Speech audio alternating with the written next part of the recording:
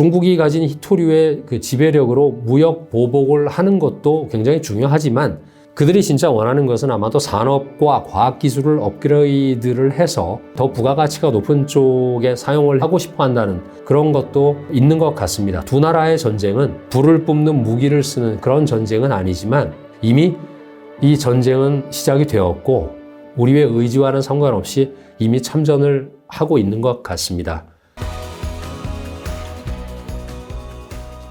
네, 안녕하십니까. 상클입니다. 오늘은 이번 서울 출장에서 찍는 마지막 영상입니다. 제가 12월에는 상해로 돌아가서 더 생생한 영상으로 인사드리도록 하겠습니다. 많은 구독 부탁드리겠습니다.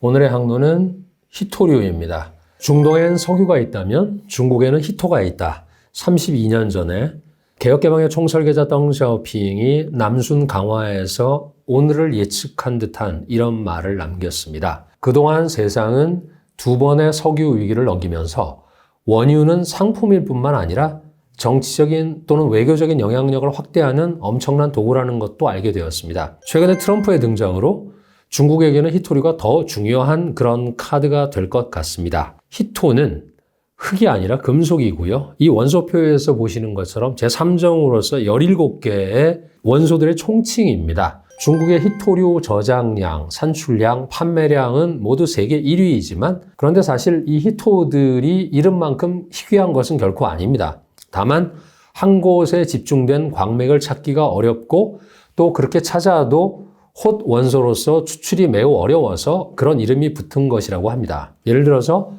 갈륨은 산화 알루미늄의 부산물로서 추출이 되는데 이게 알루미늄 자체가 중국이 세계 최강이다 보니까 알루미늄을 뽑아내면서 나오는 갈륨도 차고 넘치고 있습니다. 산동성의 그 자원기업이라고 신파지투안이라고 있고 또 산동웨이치아라고 하는 기업이 있는데 이 두 기업이 아프리카 기니라든가 인도네시아 이런 쪽에서 대규모 보크사이트 광산을 가지고 있고 본국에는 알루미늄 재련 공장을 엄청난 규모로 운영을 하다 보니까 50만 톤의 산화 알루미늄을 생산을 하는데 그 량 자체가 세계 시장의 80%이고 그 부산물인 갈륨은 97%에 달하고 있습니다. 즉 바꿔 얘기하면 알루미늄의 채굴 또 알루미늄의 생산, 전해 알루미늄의 제조 이런 전체 산업 체인을 새로 구축해야 되는 다른 나라들이 중국의 생산량 또는 중국의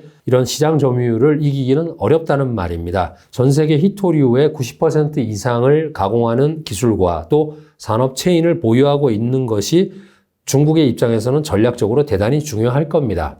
예를 들어서 우리 생활 속에서 많이 쓰고 있는 그 충전기에도 히토류의 물질인 갈륨이 들어가 있는 질화 갈륨이 들어가는데 그것 외에도 또 부가가치가 굉장히 높은 전자통신, 에너지, 자동차, 또 항공, 우주, 또 전투기에까지 이런 그 첨단 기술이 쓰이는 곳에서도 히토류가 들어갑니다.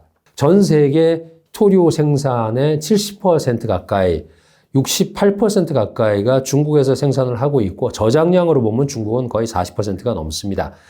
그러니 이런 중국이 공급을 차단해버리면 90일 이내에 미국의 주요 첨단 무기의 재료가 되는 이런 것들이 재고가 소진이 된다는 그런 켈러먼 스토너라고 하는 연구 결과도 있습니다. 세계 최강의 스텔스 전투기인데요. 록히드 마틴의 F-35입니다. 이 한 대에 417kg의 히토류가 들어갑니다.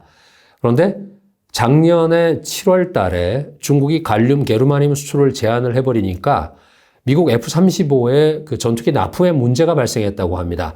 F-35의 레이더 시스템에도 사용되는 핵심 구성 요소가 갈륨 아세나이드이고 레이더에는 텔루늄이라고 하는 그런 히토류가 들어가는데 제한을 해버리자 미국이 또 강력히 이렇게 반발을 했다고 하죠. 여기서 이제 보시는 것이 Rare Earth Metals and F-35의 서플라이 체인이 여기 나오고 있습니다. 중국은 히토류 자원에 대해서 40년 전부터 채굴, 정제까지 일체화된 산업 체인을 구축했고 지금은 원료, 또 용매 추출, 이용 교환 등에 이르기까지 가공의 모든 단계를 다 장악하고 있을 뿐만 아니라 관련 기술이 중국의 그 가장 큰 경쟁력이기도 하지만 중국 입장에서는 사실 그동안 이런 경쟁력을 충분히 활용하지 못했다고 하는 측면이 있는 것 같습니다. 과거 국내사들 간의 과당 경쟁으로 인해서 글로벌 시장에서 제값을 받지도 못했고 또 가격 결정권도 상실을 했으며 대규모 재련 가공의 과정에서 대량의 화학약품을 사용을 해서 환경을 희생시켰습니다. 이 그림에서 보시는 것도 화학약품으로 희생된 환경이 이렇게 나타나고 보여지고 있고요. 또 당시에 중국 히토 산업들은 매우 분산되어서 2006년 이전에 중국 히토류의 평균 가격은 1kg에 10불이었고 또 최저는 6불까지 떨어졌었습니다. 한때는 그 세륨이라고 하는 히토류는 돼지고기 가격보다 싼 킬로그램당 3,000원에 미국에 팔았고 미국은 이것을 첨단 장비로 만들어서 중국에 다시 되팔기도 했습니다. 여기에 보시는 이 환경의 오염을 복구하기 위해서 중국이 사용했던 시간이 10년이고 들어간 돈은 380억이었다고 합니다. 중국의 히토류들이 대량으로 저가로 수출이 되고 한때 세계 최대의 히토류 회사인 미국의 마운틴 패스가 생산을 중단했는데 이 오른쪽의 그림이 지금 그 회사의 광산이고요. 그리고 이 회사가 도산한 이후에는 미국은 히토류의 주도력을 완전히 상실을 하고 그 주도권은 중국의 것이 되었습니다. 2007년 이후에는 중국이 히토류 수출에 세금도 징수를 했고 또 수출 쿼터제도 시행을 했는데 2010년부터는 그 쿼터마저도 매년 감소시켰습니다. 그래서 과거의 세계화 시대에는 서로가 좋았을 때에도 이런 협업이 가능하기는 했지만 중국은 그때부터 조금씩 히토류의 그런 활용 방안에 대해서 준비를 했던 것 같습니다. 그것이 본격적으로 무역 전쟁에서 나타났던 것이 2010년에 일본과의 띠아오이다오 분쟁인데요. 그것이 히토류의 무기화의 최초 사례였습니다. 수출 금액으로는 중국의 히토가 일본으로 수출되는 물량이 60%입니다. 이것은 일본이 소재의 최강국이기 때문에 그런 소재 원자료를 들여오기 때문이기도 한데요. 원자료의 제어봉이라든가 레이저의 재료 등에 쓰이고 또 얻기 어렵다는 그리스에서 따온 그런 그 디스프로슘이라는 원자번호 66번인데 이것이 당시에 일본에 대한 봉쇄에 사용된 원소입니다. 당시에 가격이 166불이었는데 중국이 수출을 급감시키면서 1,000달러 이상으로 가격이 급등을 했습니다. 그러자 미국은 일본 등과 연합을 해서 WTO에 제소를 함과 동시에 가격 급등을 본 미국계 회사들도 그 생산에 뛰어들었습니다. 그런데 중국이 2015년에 수출 한도를 폐지해버리고 관세도 취소해버렸는데 액면상으로는 WTO의 규정을 준수한 것처럼 보이지만 사실 의도는 가격전을 벌려서 미국의 경쟁사를 죽인 것으로서 결국 이 결과 파산 신청을 하게 된 몰리콥이라고 하는 회사를 다국적 기업인 MPMO라고 하는 회사가 인수를 했는데 그 주주 중에는 싱가포르 무역회사가 있었고 그 싱가포르 무역회사의 실질적인 주주는 중국의 사천성의 국유기업인 히토류 기업인 셩허 쯔위엔이라는 회사가 있었습니다.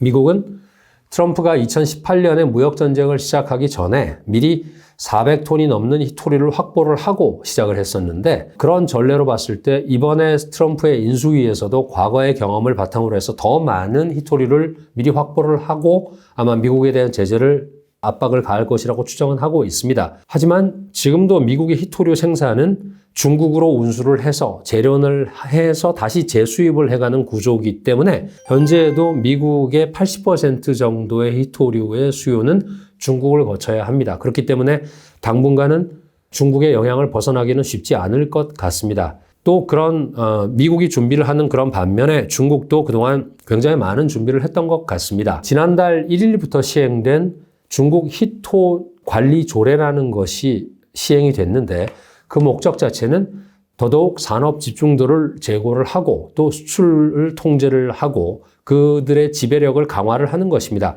즉 가지고 있는 것을 더 제대로 써야겠다는 그런 의지입니다. 2011년에는 중국의 히토류 국영 기업이었던 차이나 알루미늄, 차이나 알코 등의 그 세 개 회사를 합병을 시켜서 그야말로 이제 메이저 회사인 중국 히토 그룹을 설립을 했습니다.